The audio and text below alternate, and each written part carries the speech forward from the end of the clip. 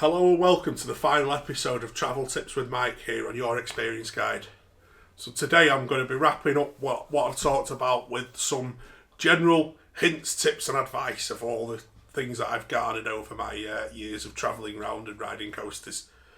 So first of all, picking up where we left off in episode 2, knowing what you're entitled to can be a really handy tool in terms of, do you already have access to offers and deals through products that you already have or already use? Firstly, of course, mentioned it at the end of the last video, season pass perks and reciprocal offers. If you have a Pleasure Beach season pass, Blackpool Pleasure Beach season pass, you will probably know that your season pass also entitles you to one-day entry at Efteling, Leesburg, Europa Park, Portaventura, and I think there's a couple of others, can't remember them all. But you're entitled to that at each of them. Now, if you think that you might go, if you're going to go to those parks in the season, just be aware that all of a sudden you've probably saved yourself 40 or 50 quid on each one by not having to buy an entry ticket. And that deal is reciprocal across most of those parks, from what I believe. So, because I do know of people who bought Leesburg season passes last year and then used them at Portaventura as well. So, there you go. Just be aware of that. Same with Efteling. If you're going to go to Efteling, you get tickets to get in there. Secondly, are you a member of a coaster club, such as the Roller Coaster Club of Great Britain, the European Coaster Club, or Ace Europe?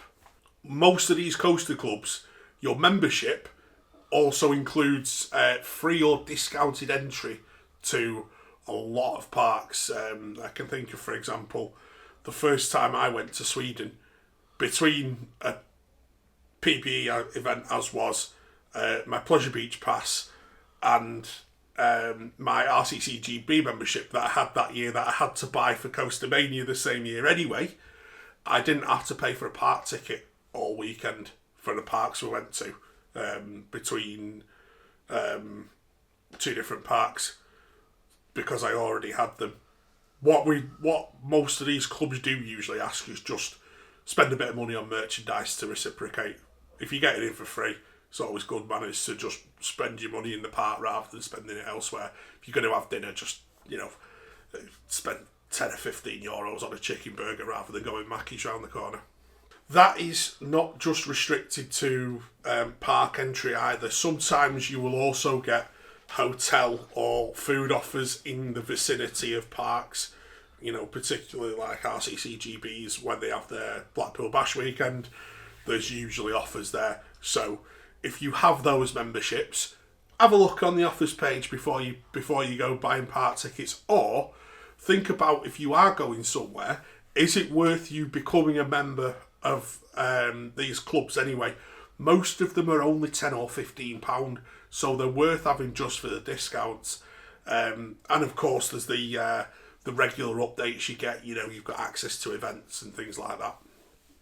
The next thing to be aware of is customer benefit schemes through various sources. Now, these come from things like your mobile phone contracts, car insurance companies, breakdown cover, package bank accounts. I'll give you an example.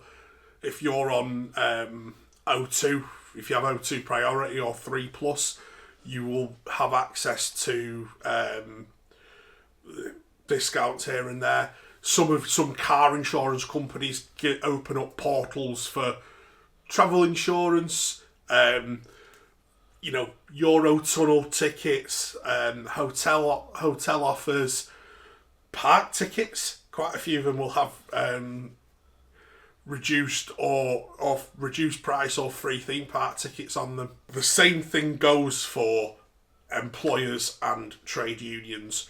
A lot of employers now have, particularly if you work for a big company, you will have access to some sort of employee discount scheme, which again often includes things like theme parks and hotels and train travel and things like car hire. So again, know what you're entitled to in terms of, well, I'm already paying for that car insurance, I might as well get the perks out of it, or I work for XYZ employer and they give me access to this scheme where I can get, for example, I know I can get, and a lot of people can in public sector, reduced price Merlin annual passes.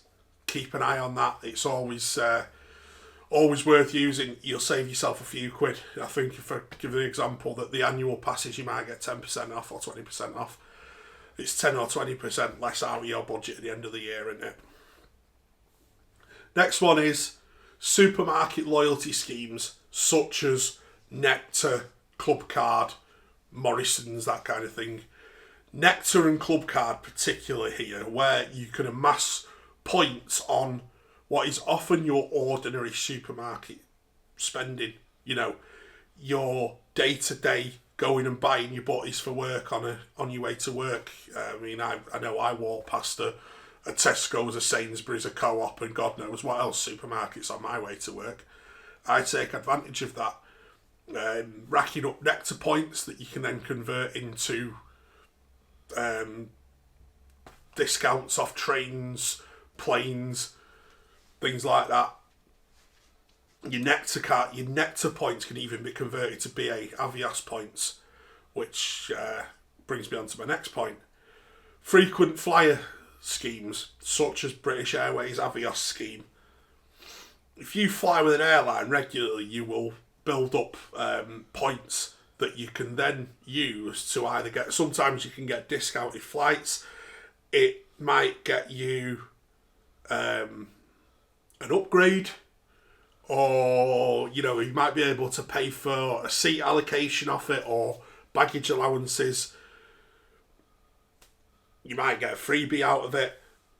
Also be aware that you can sometimes combine these offers. So for example, I know that if I go into the BA Executive Club app, go and search for it, go to booking.com through that app, not only do I get my really good price on the hotel, but I build up Avios points from doing so. So just be aware of things like that, where just your booking for your trip can rack you up points that will then get you discounts down the line.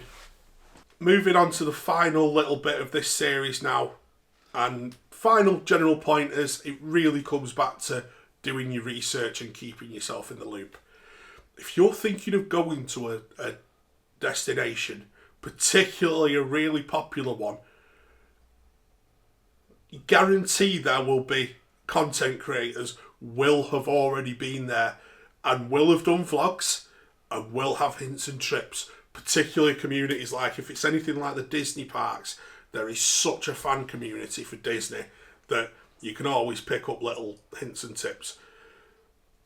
Don't take every single thing you see as gospel, because there will probably be some that are a bit questionable in there, or just don't work, or the park's cotton on to little loopholes here and there. So just be a little bit careful. But if you know, for example, we do our hints and tips on how to get the best out of your day at Pleasure Beach. So we'll say we go there all the time, and we know that Nickelodeon Streak, Avalanche and Steeplechase don't have very good throughputs, so hit them during the in the morning if you possibly can. Every park now has that sort of thing where a content creator will probably have covered it. If not a content creator, I don't know many parks that don't have some sort of social media fan following, either official or unofficial. I follow it's like Cedar Point and Kennywood, for example, because I go there and I've been there a few times. You've got ourselves when we were primarily Pleasure Beach. You've got Towers forums in abundance. You've got things for the southern parks, such as Thorpe Park. If you're going to go somewhere, it makes sense to follow these pages, because you never know. You might find a hint or a tip. Other thing is, following these pages will give you a hint that you might not be aware that a particular state in America has a public holiday on a particular day. Therefore, you might want to avoid the parks in Ohio on a particular day, for example. Or you might want to avoid Florida on a certain day. Just also be aware when you are in America that every state has its own laws and rules, so things fluctuate. And on prices, don't fall into the trap of taking the price you see at face value, because everywhere in America gives prices without tax. So if you see something is $15 in America, it's probably more like $19 once you've added the tax on, because it varies state by state. In general, there's always seasonal deals on theme parks and tickets. Theme parks, tickets, flights, hotels, literally anything will have a Christmas or a January sale or Black Friday on it. And finally, be aware of operating calendars in parks. Certain parks that operate with certain weekdays closed. Great example, Pleasure Beach only opening, say, sometimes Wednesday, Thursday, Friday, Saturday, Sunday in off-season, or the southern parks that sometimes do their staggered openings in like Mondays and Tuesdays. One, like Thorpe and Chessington, will switch which day they open, for example. And finally, there is one thing more than anything with these trips is money doesn't grow on trees. The way I get my trips is I do a daft amount of overtime out of season. So when you see that I'm not in a video for 3 weeks in March or April, it's usually because we're going to like somewhere like America or Leesburg or Portaventura in June or July or August, and I'm racking up the old overtime for that. So budgeting, banking, like you say, all these little tips can just help to stretch your money out and get you a bit further on them. That's all for this series. I hope you found it useful. As ever, like, comment, subscribe, ask your questions in the bottom, and I will see you again in another Your Experience Guide video.